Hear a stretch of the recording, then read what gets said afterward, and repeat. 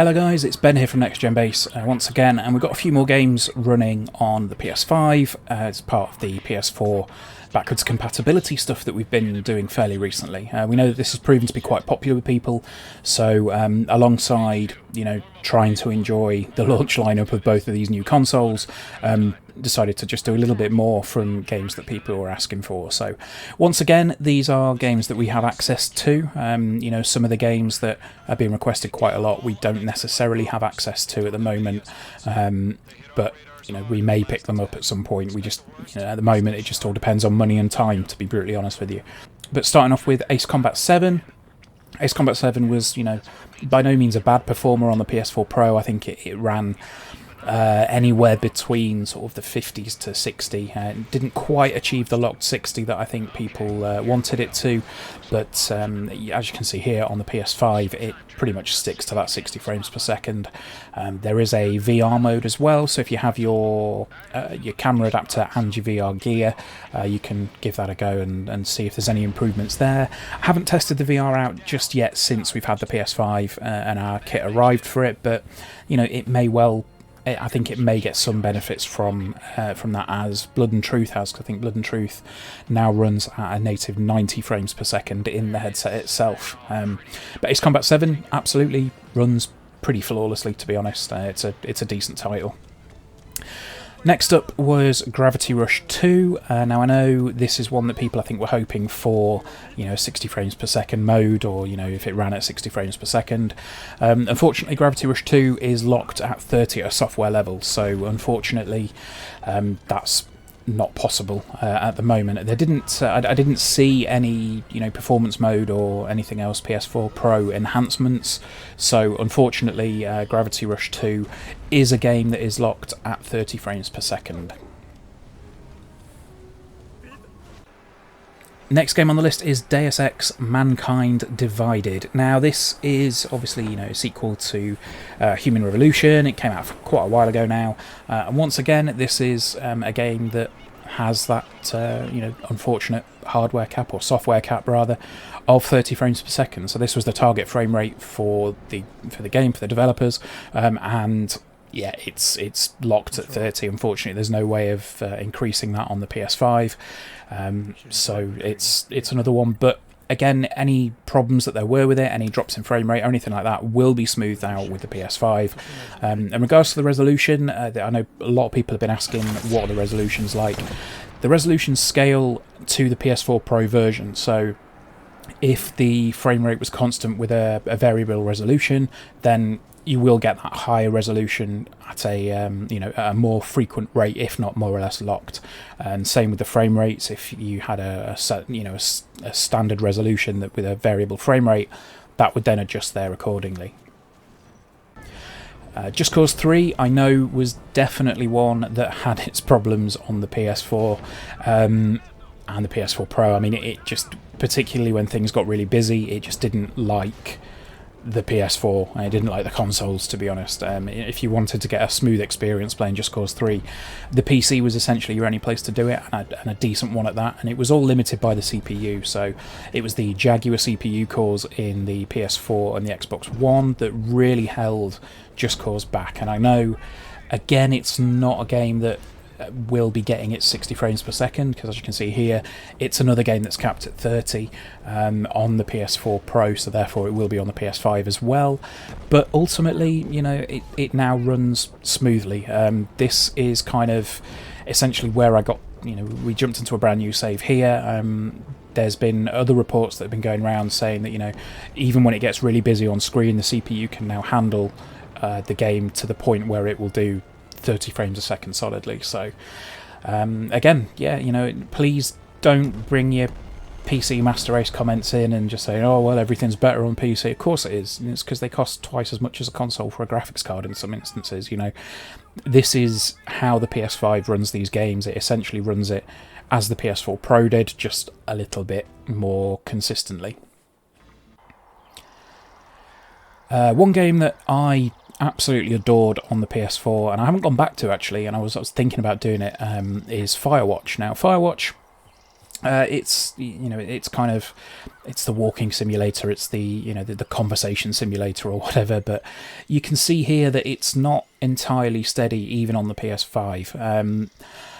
I don't know why the kind of frame dips that the frame time dips that you see in there do technically give it a higher frame rate in instances, but you can see there was a massive frame spike where it hitches for a quarter of a second or so, and these happen a little bit throughout the brief time that I spent going back to Firewatch.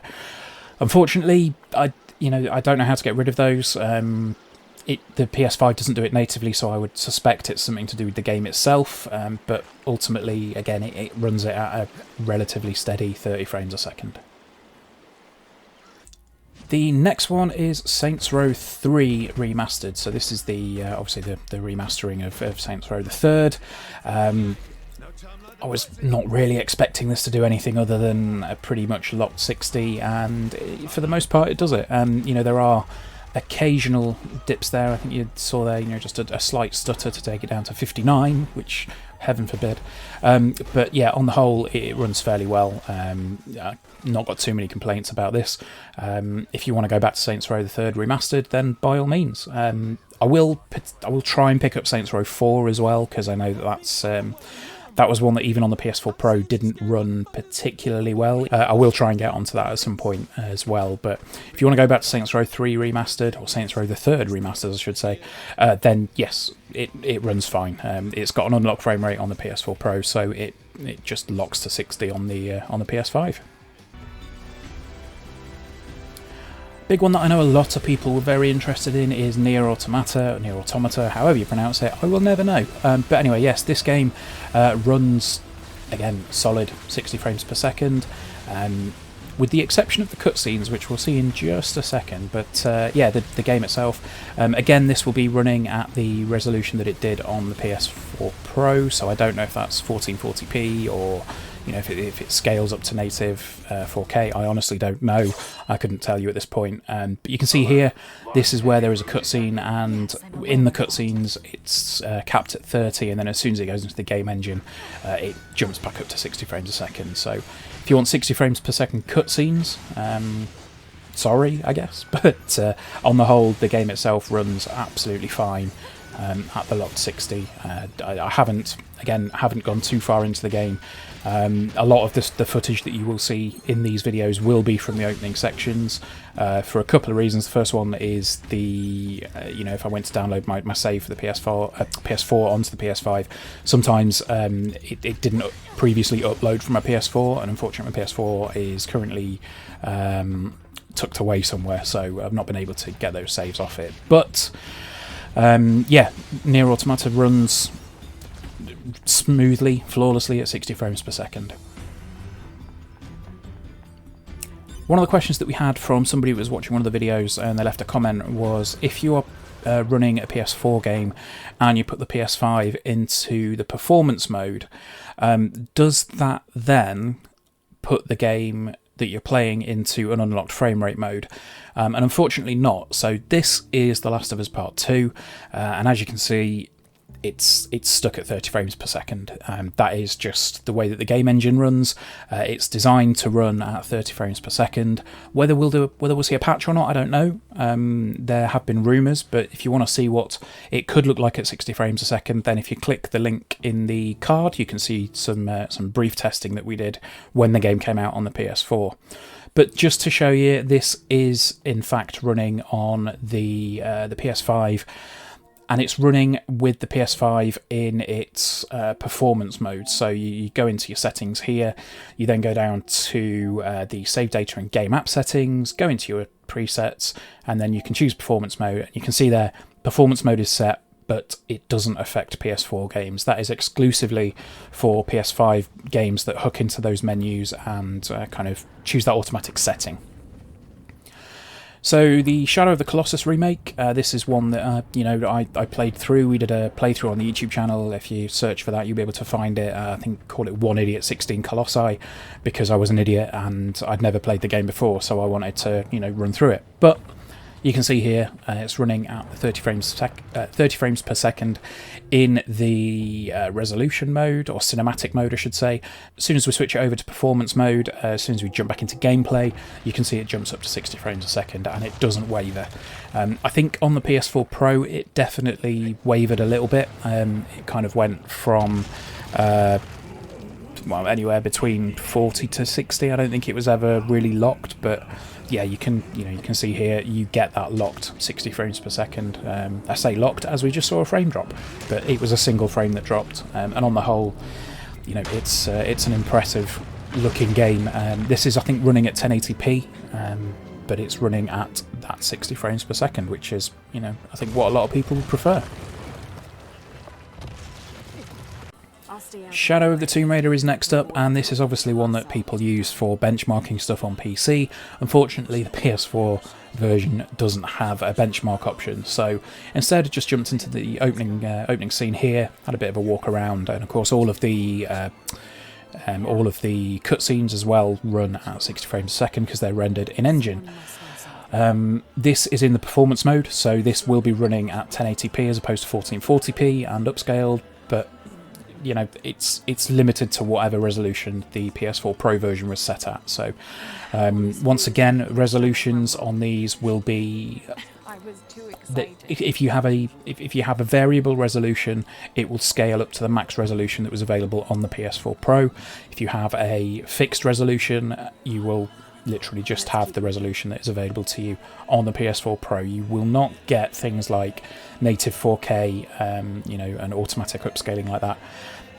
It just doesn't. That's not how this works. It just kind of uses the horsepower to run it as the PS4 Pro did, but better, if that makes sense.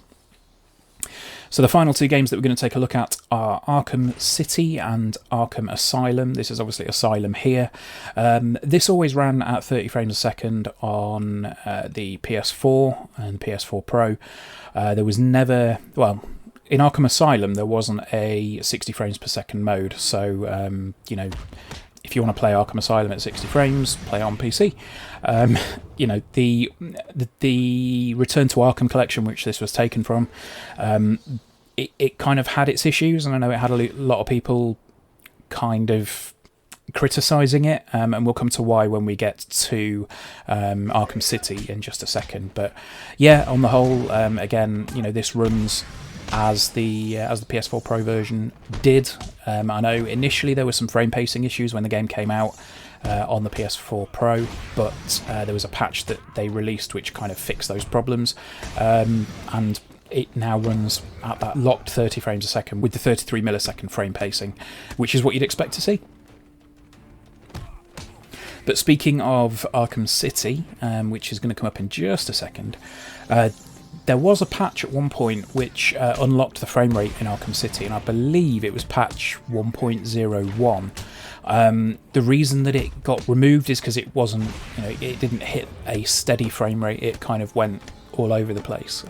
But the other big thing about Arkham City is that it didn't run, as far as I remember, it didn't run at a completely native 1080p.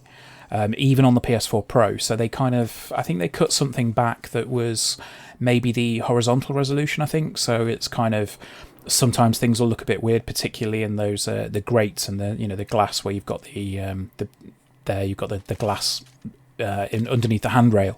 It never looked right, and it kind of, this is why I think it got a little bit of criticism at the time.